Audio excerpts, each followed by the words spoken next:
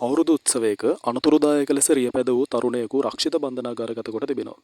සමාජ මාධ්‍ය ජාල ඔස්සේ සංසරණය වූ වීඩියෝවක් පදනම් කර ගනිමින් මහජනතාවට සහ දේපළවලට හානි සිදුවිය හැකි පරිදි අන්තරාදායක ලෙස රියපැද වූ පුද්ගලයෙකු කටුනායක පොලිසිය විසින් මෙලෙස අත්අඩංගුවට ගෙන ඇත.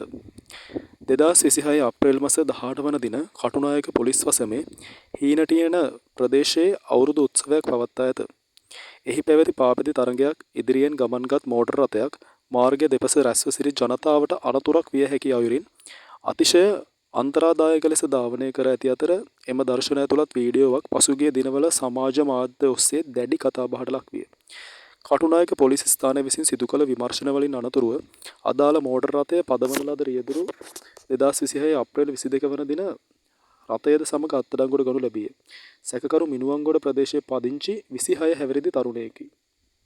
අත්අඩංගුවටගත් සැකකරු 2026 අප්‍රේල් 23 වන දින මිනුවන්ගොඩ ගරු මහේස්ත්‍රාත් අධිකරණයට ඉදිරිපත් කිරීමෙන් පසු එළඹෙන මැයි මාස 4 වන දින දක්වා රක්ෂිත බන්ධනාගාරගත කිරීමට නියෝග කර ඇත.